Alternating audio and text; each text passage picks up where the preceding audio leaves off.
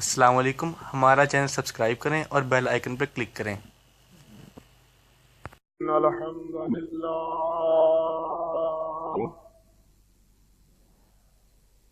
الحمد لله نحمده ونستعينه ونستغفره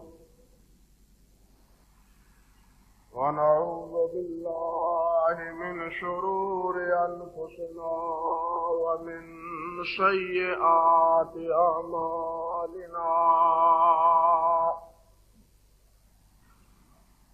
من يهده الله فلا مضل له ومن يضلل فلا هادي له، وأشهد أن لا إله إلا الله وحده لا شريك له، وأشهد أن محمدا عبده ورسوله، أما بعد فقد قال النبي صلى الله تعالى عليه وعلى آله وسلم: إن خير الكلام كلام الله، وخير الهدي هدي محمد صلى الله تعالى عليه وعلى آله وسلم، وشر الأمور محدثاتها، وكل محدثة بدعة، وكل بدعة ضلالة، وكل ضلالة في النار۔ اللهم صل على محمد وعلى آل محمد كما صليت على إبراهيم وعلى آل إبراهيم إنك حميد مجيد۔ اللهم بارك على محمد وعلى آل محمد كما باركت على إبراهيم وعلى آل إبراهيم إنك حميد مجيد۔ رب اشرح لي صدري ويسر لي أمري واحلل عقدة من لساني يفقهوا قولي۔ اللهم انفعنا بما علمتنا وعلمنا ما ينفعنا وزدنا علما۔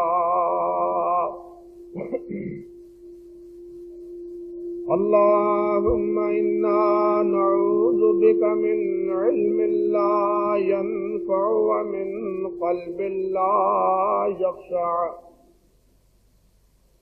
ومن نفس لا تشبع ومن عين لا تدمع ومن دعوات لا يستجاب لها۔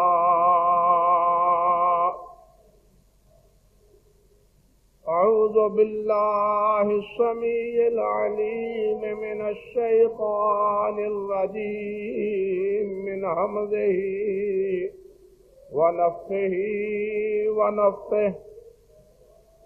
بسم الله الرحمن الرحيم۔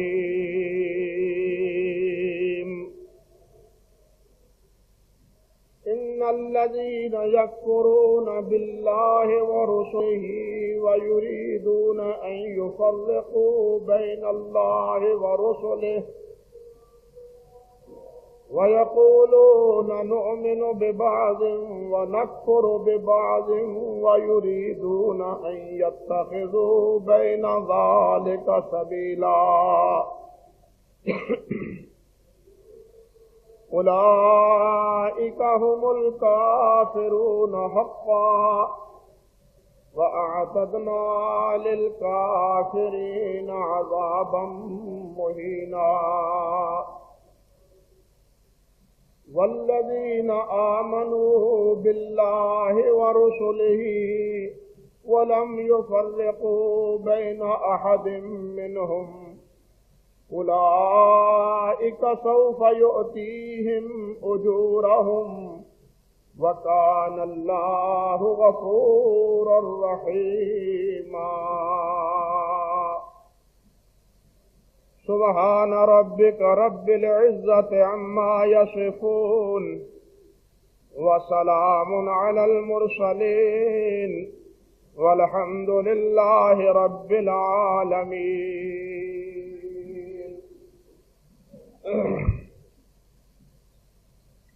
واجب الاحترام بزرگوں، عزیز بھائیوں اور میری قابل صد احترام ماں اور بہنوں، اس سے قبل ایک خطبے میں آپ کے سامنے یہ بات عرض کر رہا تھا کہ کائنات میں سب سے افضل، سب سے برتر اور سب سے درجے اور مرتبے کے اعتبار سے اعلیٰ اللہ ذو الجلال والاکرام نے اپنے حبیب حضرت محمد مصطفیٰ صلی اللہ علیہ وسلم کو بنایا ہے۔ نہ صرف یہ کہ کائنات میں آپ سب سے افضل ہیں، بلکہ تمام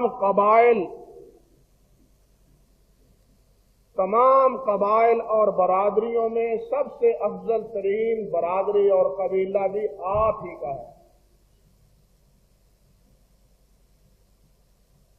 سب سے اعلیٰ اور سب سے برتر گھرانہ بھی وہی گھرانہ ہے جس گھرانے میں نبی کریم صلی اللہ علیہ وسلم پیدا ہوئے۔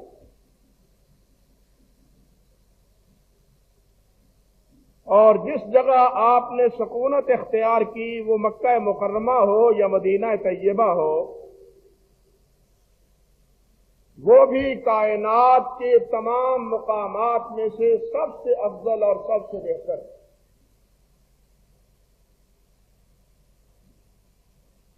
اور یہ جملہ اپنے اندر ایک حقیقت رکھتا ہے کہ بعد از خدا بزرگ کوئی قصہ مختصر، کہ اللہ ذو الجلال والاکرام کے بعد سب سے بزرگ تر ہستی نبی کریم حضرت محمد مصطفیٰ احمد مجتبی صلی اللہ علیہ وسلم کی۔ آپ کے ماننے والے اور آپ کے پیروکار جتنے بھی ہیں، سبھی اس حقیقت کا اعتراف کرتے ہیں اور اس کو اپنے عقیدے کی ایک بنیاد بناتے ہیں۔ یعنی ان کے عقیدے میں یہ بات شامل ہے کہ تمام سے افضل نبی کریم حضرت محمد رسول اللہ صلی اللہ علیہ وسلم، اور یہ صرف آپ سے عقیدت اور آپ پہ ایمان کے نتیجے سے نہیں، بلکہ خود آپ کے ارشادات اور آپ کے فرامین کی روشنی میں ہمارا یہ عقیدہ ہے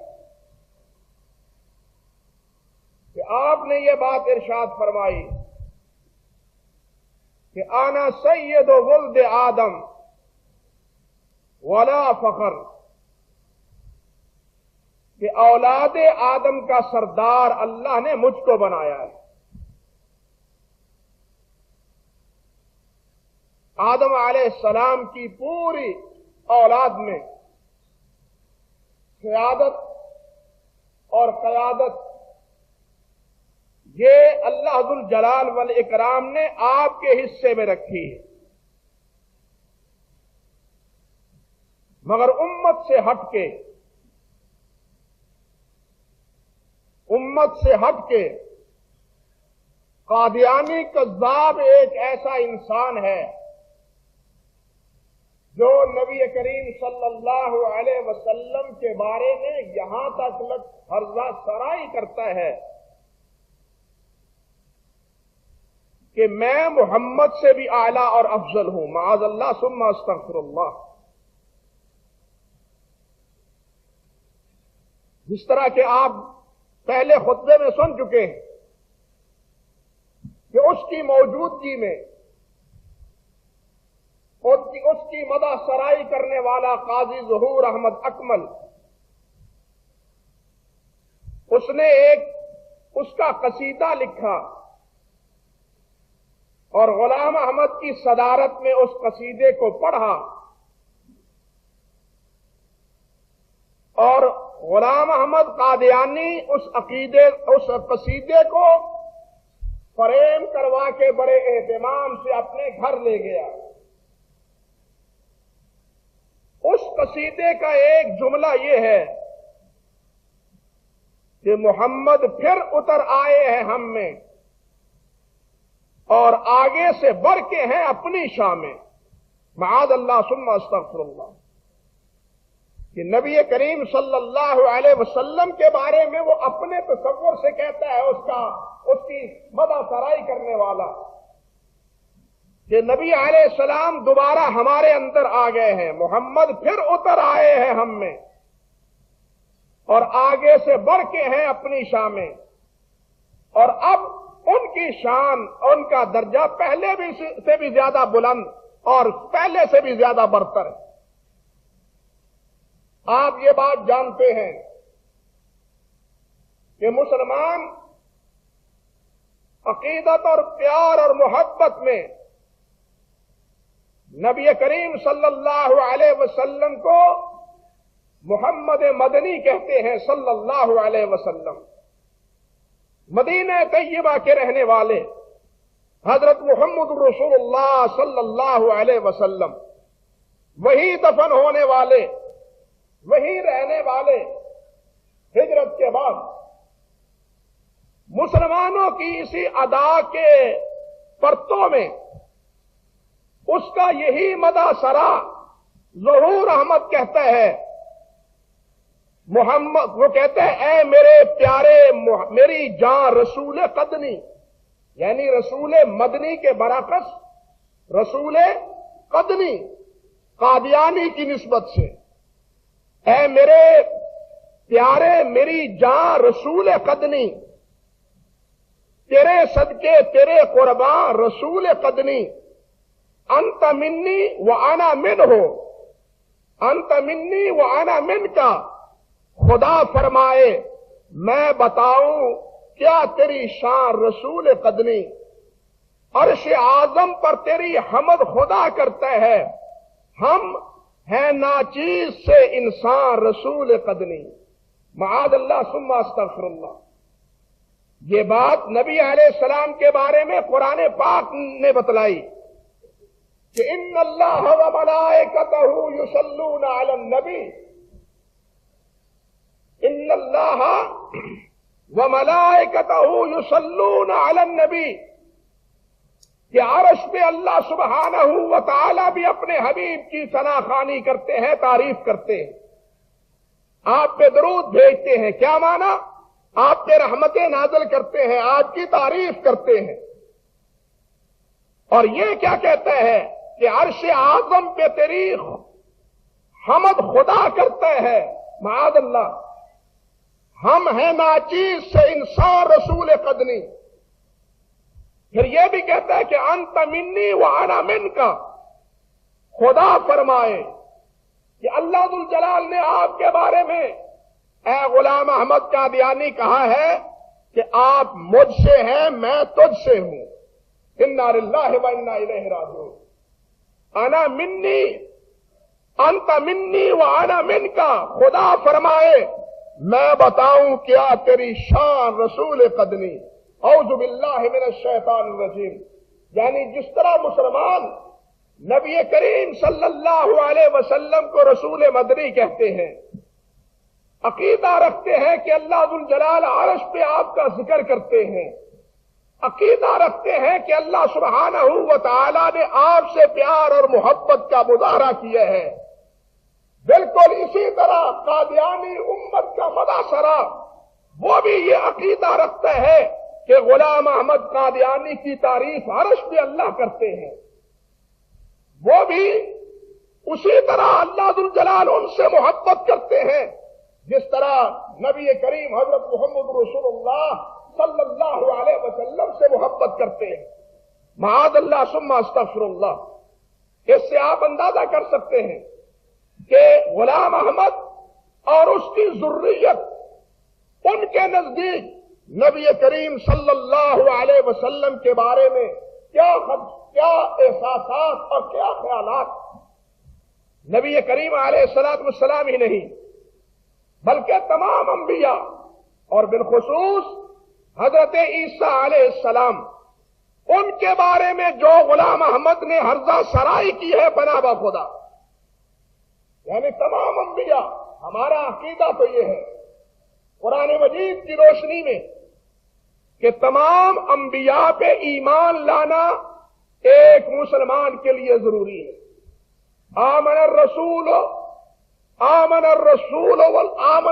كل آمن بالله، آمن الرسول والمؤمنون كل آمن بالله وملائكته وكتبه ورسله لا نفرق بين احد من رسله۔ یہ مسلمانوں کا عقیدہ ہے کہ ایماندار کل آمن باللہ، یہ سب اللہ کو مانتے ہیں، اللہ کی سب کتابوں کو مانتے ہیں، اللہ کے تمام فرشتوں کو مانتے ہیں اور اللہ کے تمام رسولوں کو مانتے ہیں۔ لا نفرق بین احد من رسلہ، رسولوں کے مابین ہم تفریق کے قائل نہیں ہیں۔ جس طرح یہود و نصارہ اس تفریق میں مبتلا ہوئے، یہودیوں نے موسیٰ علیہ السلام کو مانا اور موسیٰ علیہ السلام سے پہلے اور بعد کے انبیاء کو مانا، مگر عیسیٰ علیہ السلام اور نبی کریم علیہ السلام کا انکار کیا۔ عیسائیوں نے موسیٰ علیہ السلام کو بھی مانا، پہلے انبیاء کو بھی مانا، لیکن حضرت محمد رسول اللہ صلی اللہ علیہ وسلم کا انکار کیا۔ مگر ہمارا عقیدہ کیا ہے کہ جو ایک رسول کو مانتا ہے اس کے ایمان کا تقاضا ہے کہ وہ سب رسولوں کو مانے، جو ایک کتاب کو مانتا ہے اس کے ایمان کا تقاضا ہے کہ وہ سب کتابوں کو مانے، جو ایک رسول نبی ایک فرشتے کو مانتے ہیں اس کا عقیدہ ہے کہ وہ سب فرشتوں کو تسلیم کرے، ان پہ ایمان لائے۔ کل آمن باللہ وملائکتہ وکتبہ ورسلہ لا نفرق بین احد من رسلہ۔ لیکن اس کے برعکس جو بعض فرشتوں کو مانتے ہیں بعض فرشتوں کو نہیں مانتے، جس طرح یہودیوں نے کہہ دیا تھا کہ جبرائیل ہم اس کو ماننے کے لیے تیار نہیں، کہ جبرائیل تو ہمارا دشمن ہے، جبرائیل ہمارا دشمن ہے۔ سورۃ بقرہ میں اللہ سبحانہ و تعالی نے فرمایا اگر جبرائیل کو تم اپنا دشمن کہتے ہو تو یاد رکھو جبرائیل تمہارا دشمن نہیں بلکہ اللہ بھی تمہارا دشمن ہے، سارے فرشتے تمہارے دشمن ہیں، سب رسول تمہارے دشمن ہیں۔ اس لیے کہ ایک فرشتے کا انکار تمام فرشتوں کے انکار پر منتج ہوتا ہے، ایک رسول کا انکار تمام رسولوں کے انکار پر منتج ہوتا ہے، ایک کتاب کا انکار تمام کتابوں کے انکار پر منتج ہوتا ہے۔ یہ نہیں قرآن کو مانے کو نہ مانے یا انجیل کو مانے اور قرآن کا انکار کر دے. نہیں، ایمان کا تقاضا یہ ہے کہ ہم تمام اللہ کی نازل کرتا ہوا کتابوں کو سچی کتابیں مانیں، تمام رسولوں کو اللہ کا سچا رسول مانیں، لیکن اطاعت، فرما برداری، اتباع نبی کریم صلی اللہ علیہ وسلم کی تشریف آوری کے بعد اب صرف نبی کریم حضرت محمد رسول اللہ کی کریں. اطاعت، فرما برداری اب صرف نبی علیہ الصلوۃ والسلام کی ہے، اور اسی میں جنت ہے، یہی جنت کی راہ ہے، یہی فلاح کا راستہ ہے، یہی کامرانی اور کامیابی کا زینہ ہے. آج نبی علیہ السلام سے ہٹ کے کسی اور نبی کی تابعداری انسان کے لیے فلاح اور کامیابی کا ذریعہ نہیں ہے. انسان کی فلاح اور کامیابی کا ایک ہی ذریعہ ہے، اور وہ حضرت محمد رسول اللہ صلی اللہ علیہ وسلم ہے. لیکن اس مسلمانوں کے اجتماعی عقیدے کے برعکس اب دیکھیے، غلام احمد عیسیٰ علیہ السلام کو مانتا ہے، ابراہیم علیہ السلام کو مانتا ہے، نوح علیہ السلام کو مانتا ہے، لیکن معاذ اللہ ثم استغفر اللہ ان کے بارے میں ایسی نازیبا زبان اختیار کرتا ہے، ایسے الزامات تراشتا ہے، ایسی انہونی باتیں کہتا ہے کہ جن کا تصور کسی ایک شریف آدمی کے بارے میں بھی ہم نہیں رکھ سکتے. یہ جائے کہ ہم نبی کے بارے میں اس قسم کا تاثر اور اس قسم کی فکر رکھیں. ایک شریف آدمی کے بارے میں بھی اس قسم کی باتیں اور اس قسم کے تصورات وہ ناممکن ہیں جو باتیں حضرت عیسیٰ علیہ السلام کے بارے میں یا حضرت نوح علیہ السلام اور ابراہیم علیہ السلام کے بارے میں غلام احمد قادیانی نے کہی. آپ دیکھیں کہ عیسیٰ علیہ السلام، اللہ اکبر، جن کو اللہ نے کلمت اللہ کہا، جن کے بارے میں اللہ نے اسے روح اللہ نے کہا، اور ہمارے ایمان کا وہ حصہ، اور جن کی توہین کر کے، جن کے بارے میں ہرزہ سرائی کر کے یہودی اللہ کے ہاں ملعون قرار پائے. یہودی ملعون اللہ کے ہاں کیوں ہے؟ اس کا ایک بڑا سبب یہ ہے کہ انہوں نے کہا انا قتلنا المسیح عیسی ابن مریم رسول اللہ، کہ ہم نے مسیح ابن مریم کو قتل کر دیا ہے، مسیح ابن مریم کو قتل کیا. اللہ سبحانہ و تعالیٰ فرماتے ہیں کہ ان کے اسی جملے کی بنیاد پہ ہم نے ان پہ لعنت کی.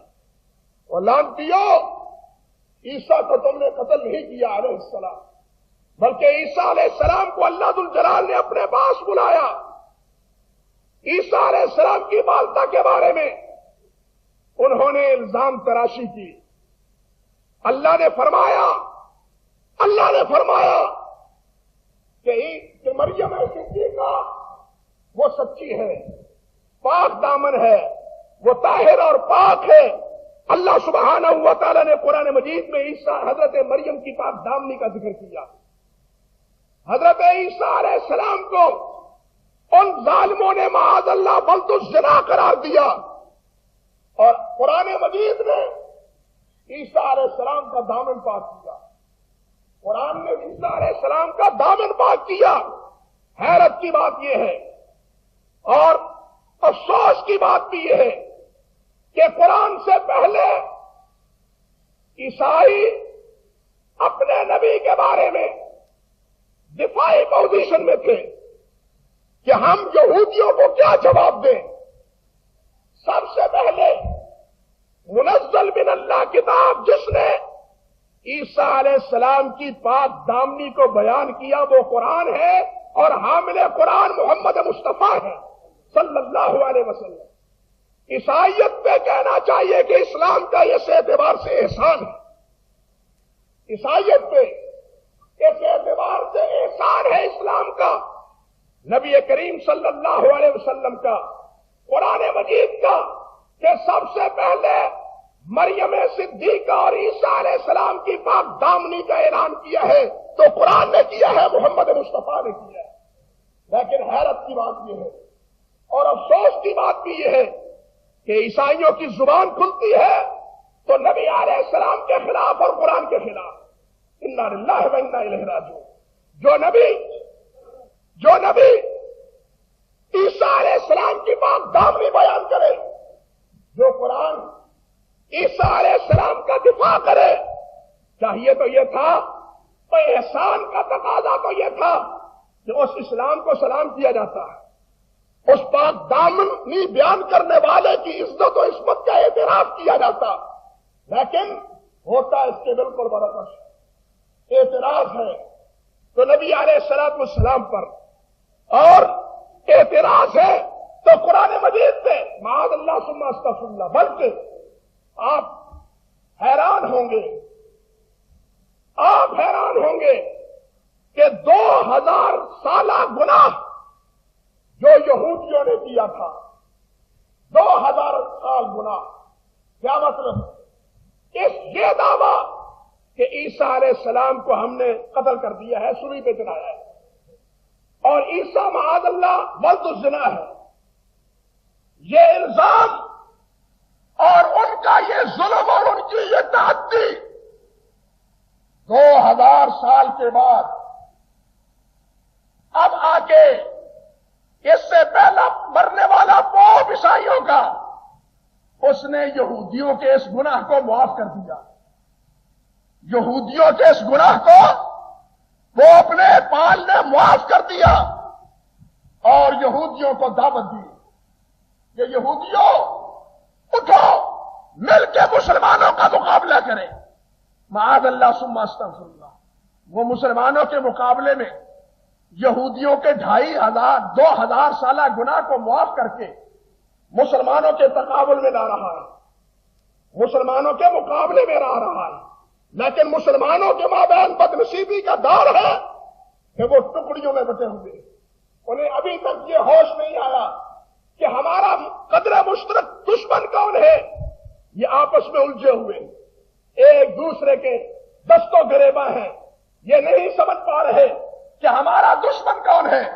کان کھول کے سن لو، قرآن نے یہ بات کہی ہے کہ ان اشد الناس عداوۃ للذین آمنوا الیہود، سب سے زیادہ دشمن پہلے نمبر پہ تمہارا یہودی ہے، اور دوسرے نمبر پہ فرمایا مشرک ہے۔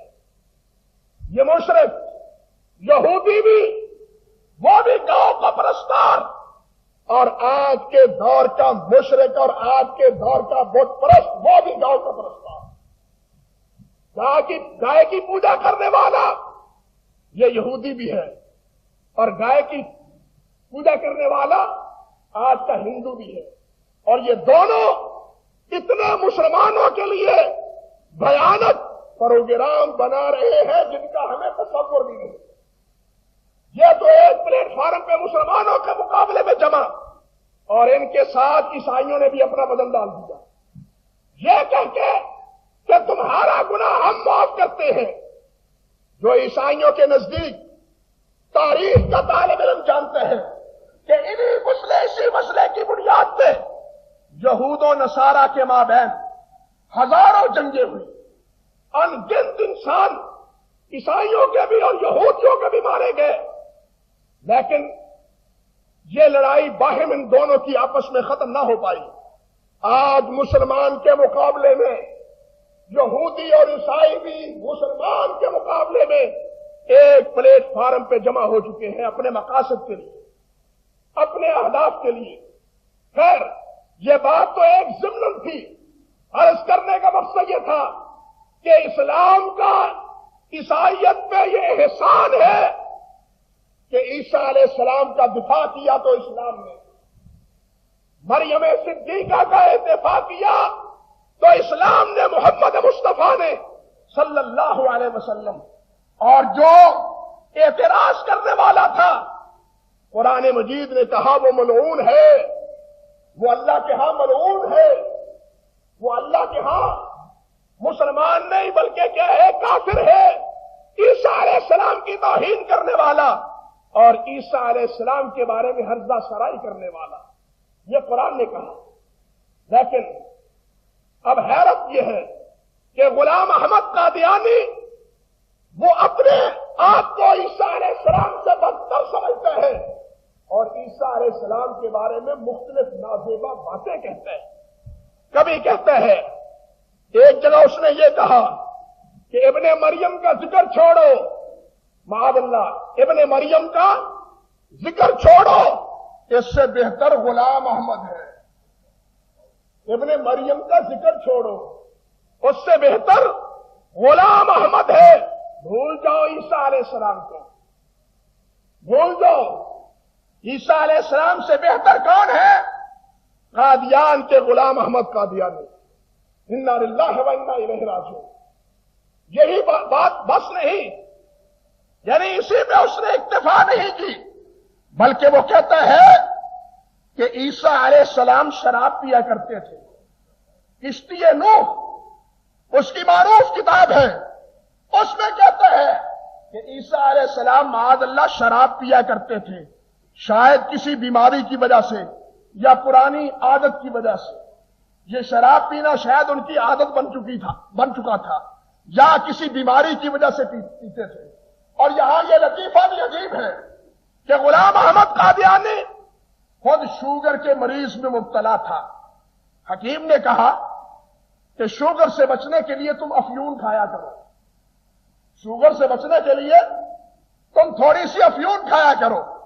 غلام احمد قادیانی کہنے لگا یہ بھی عجیب بات ہے، میں افیون کھانے لگوں تو لوگ کہیں گے پہلا مسیح شراب پیا کرتا تھا، یہ مسیح افیون کھایا کرتا ہے. اللہ اکبر کبیرہ. میں پہلا مسیح وہ شراب پیتا تھا اور یہ مسیح وہ افیون کھاتا ہے. یعنی اس الزام سے بچنے کے لیے وہ کہتا ہے کہ میں افیون کھانا مناسب نہیں سمجھتا. یعنی یہ الزام اس نے بارہا دیا. یہی نہیں، اس سے آگے دیکھیے، وہ کہتا ہے ہاں عیسیٰ علیہ السلام کو گالیاں دینے کی بھی عادت تھی، وہ بد زبانی کیا کرتے تھے. اور ان پہ یہ الزام بھی الفاظ ہے اس کے، نہایت شرم کی بات ہے کہ آپ نے پہاڑی تعلیم کو جو انجیل کا مغز کہلاتی ہے، یہودیوں کی کتاب تالمود سے چرا کر لکھا اور پھر ایسا ظاہر کیا کہ گویا یہ میری تعلیم. کیا مطلب؟ عیسیٰ علیہ السلام کو شرابی بھی بنایا، معاذ اللہ عیسیٰ علیہ السلام کو کیا بد زبان اور بد کلام بھی بنایا، معاذ اللہ عیسیٰ علیہ السلام کو چور بھی بنایا. کہ یہ انجیل کا ایک حصہ، وہ دراصل عیسیٰ علیہ السلام نے یہودیوں کی کتاب تالمود کو چرا کے اپنی کتاب میں داخل کر دیا اور کہہ دیا کہ یہ من جانب اللہ ہے. گویا یہ الزام بھی کہ عیسیٰ علیہ السلام نے یہ جھوٹا کردار ادا کیا، جھوٹ کا الزام بھی عیسیٰ علیہ السلام پہ لگایا. اسی طرح دوسرے انبیاء کرام علیہ السلام کے بارے میں آپ دیکھیے، اللہ اکبر، میرا اور آپ سب کا عقیدہ ہے، ہم کہا کرتے ہیں، علماء کہا کرتے ہیں، اللہ اکبر، حسن یوسف دم عیسیٰ ید بیضا داری، آنچ خوبا ہما دارت تو ترہا داری. حسن یوسف دم عیسیٰ ید بیضا داری، آنچ خوبا ہما دارت تو ترہا داری. کہ اے میرے نبی محمد صلی اللہ علیہ وسلم، فردن فردن جو خوبیاں اللہ ذوالجلال نے پہلے انبیاء کو عطا فرمائی تھی، وہ تمام خوبیاں اللہ سبحانہ و تعالی نے آپ کی ذات گرامی میں جمع کر دی. ہمارا عقیدہ یہ ہے، مسلمان یہ بات کہتے ہیں کہ عیسیٰ علیہ السلام، حضرت یوسف علیہ السلام کا حسن، حضرت عیسیٰ علیہ السلام کے معجزات، حضرت موسیٰ کلیم اللہ کے معجزات، ان تمام کا پرتو دیکھنا ہے تو محمد مصطفیٰ کی ذات گرامی میں دیکھ لو. لیکن اس کے مقابلے میں آپ اندازہ کریں غلام احمد قادیانی کیا کہتے ہیں. کہتے ہیں، اس کے الفاظ ہیں براہین احمدیہ میں، براہین احمدیہ کی 4 جلد میں کہتا ہے اس زمانے میں خدا نے چاہا کہ جس قدر راست باز اور مقدس نبی گزرے ہیں، ایک ہی شخص کے وجود میں ان کے نمونے ظاہر کیے جائیں، ایک ہی شخص کے وجود میں ان کے نمونے ظاہر کیے جائیں، سو وہ میں ہوں، سو وہ میں ہوں۔ جتنے راست باز انبیاء ہوئے، اللہ نے اس دور میں فیصلہ کیا کہ ان تمام کے اوصاف کا حامل ایک فرد پیدا کیا جائے۔ غلام احمد کہتا ہے کہ وہ ان تمام اوصاف کا حامل میں ہوں، مجھ کو اللہ نے پیدا کیا ہے۔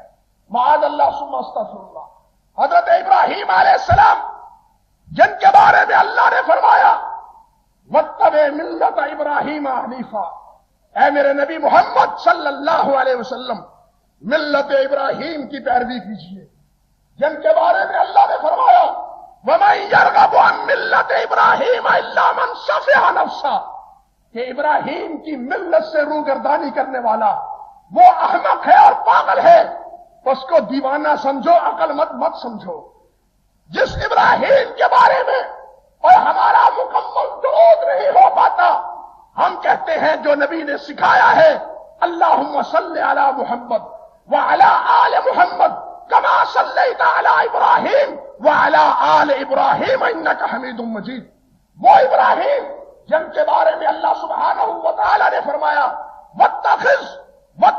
فرمایا کہ واتخذوا من مقام ابراہیم مصلی، کہ جہاں ابراہیم کھڑے ہوئے ہیں اس کو جائے نماز بنا لیجئے۔ ابراہیم کے قدم ہم تمہارے لیے کہے ہیں جائے نماز ہے۔ اللہ جس ابراہیم کا مقام یہ ہو، درجہ اور مرتبہ یہ ہو، نبی علیہ السلام فرمائے معراج کی رات میں نے ابراہیم کو دیکھا۔ ساتھیو، ابراہیم کی شبیہ دیکھنی ہو تو مجھ کو دیکھ لو، میری شکل و شباہت اسی طرح ملتی جلتی ہے جس طرح حضرت ابراہیم علیہ السلام تھے۔ ابراہیم سے مناسبت سب سے زیادہ حضرت محمد مصطفیٰ صلی اللہ علیہ وسلم کو ہر اعتبار سے، تفصیل چھوڑیے، لیکن یہ ہمارا غلام احمد قادیانی کذاب کیا کہتا ہے، حیرانی کی بات یہ ہے، کہتا ہے کہ یہ آیت واتخذوا من مقام ابراہیم مصلی، یہ آیت کہتا ہے اس طرف اشارہ کرتی ہے کہ جب امت محمدیہ میں بہت فرقے ہو جائیں گے تب آخر زمانہ میں ایک ابراہیم پیدا ہوگا۔ انا للہ و انا الیہ راجعون۔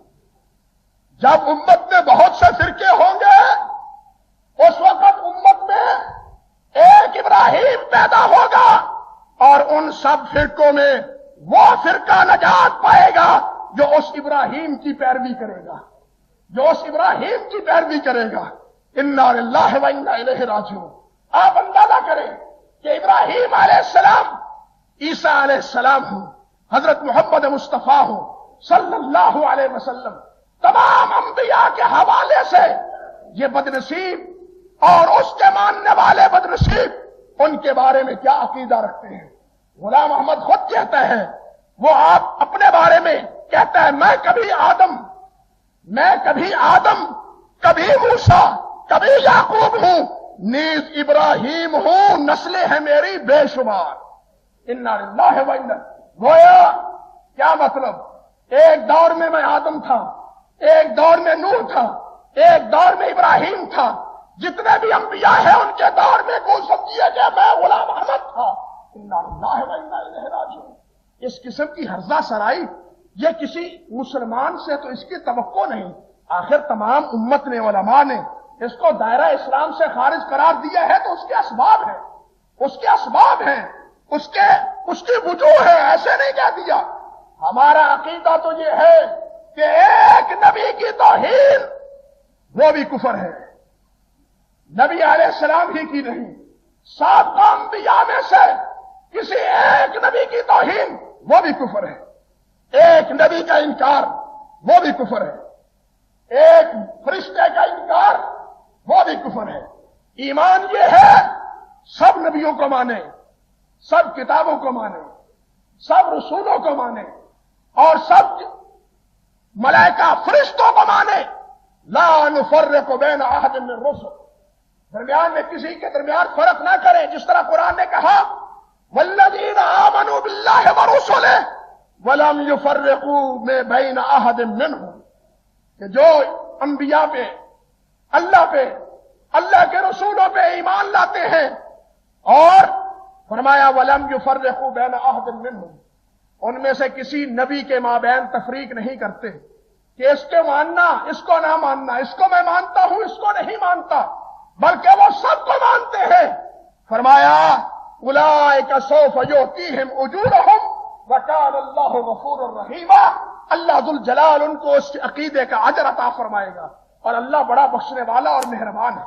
لیکن جو فرق کرنے والا ہے، جو بعض کو مانتا ہے بعض کو نہیں مانتا، قرآن نے فرمایا، اللہ نے فرمایا وَيَقُولُونَ نُؤْمِنُ بِبَعْضٍ وَنَكْفُرُ بِبَعْضٍ وَيُرِيدُونَ أَن يَتَّخِذُوا بَيْنَ ذَلِكَ سَبِيلًا أُولَئِكَ هُمُ الْكَافِرُونَ حَقًّا، أُولَئِكَ هُمُ الْكَافِرُونَ حَقًّا، جو کہتے ہیں ہم بعض انبیاء کو مانتے ہیں بعض کو نہیں مانتے، درمیانی راستہ اختیار کرتے ہیں، فرمایا ان کے کفر میں کوئی شک نہیں۔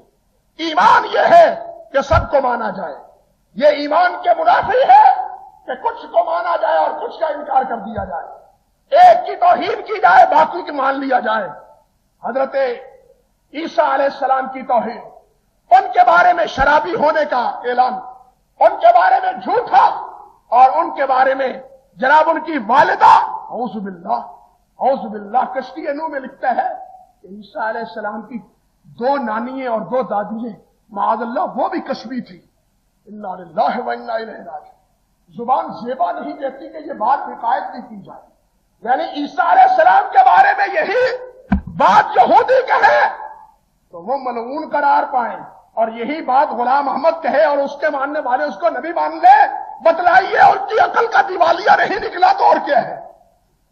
کوئی ایک گناہ کر کے یہودی لعنت اور وعدہ کر درگاہ قرار پائے، ملت مسلمہ سے خارج ہو جائیں، وہی گناہ غلام احمد اور اس کی ذریت کرے اور پھر وہ اس کو جناب نبی مانے، بتلائیے ان کو کون عقل مند کہے؟ انا للہ و انا الیہ راجعون۔ یہ بھی اسی صف میں ہے جس صف میں یہود ہیں، جس صف میں کیا ہے؟ یہود ہیں۔ اللہ سبحانہ و تعالی ان کے عقائد سے، ان کے افکار سے امت مسلمہ کو محفوظ رکھے۔ یہ اسباب، یہ بات کیوں کہہ رہا ہوں، یہ مسلسل خطبات کا موضوع میں نے کیوں بنا رکھا ہے؟ بارہا کہہ چکا کہ آج کی حکومت اس وقت جناب غلام احمد قادیانی اور قادیانیوں کے ایجنڈے پہ کام کر رہی ہے۔ اس کے بارے میں بارہا میں ثبوت کے طور پہ بھی عرض کر چکا، اس لیے ہمیں چوکنے ہونے کی ضرورت ہے، ہمیں بیدار ہونے کی ضرورت ہے کہ کیا ہم جناب قادیانیوں کی اس مقصد اور مطلب کو پورا کرنے میں کردار ادا کریں گے، یا اس کے منفی پہلو کو اجاگر کرنے کے لیے اپنے ایمان کی جرأت کا مظاہرہ کریں گے۔ یہ مجھے اور آپ سب بھائیوں کو فیصلہ کر لینا چاہیے۔ اللہ سبحانہ و تعالی ہمیں پکا اور سچا مسلمان بنائے، اپنے پیارے پیغمبر صلی اللہ علیہ وسلم کا فرما بردار اور آپ کا اطاعت گزار بنائے۔ وآخر دعوانا ان الحمد للہ رب العالمین۔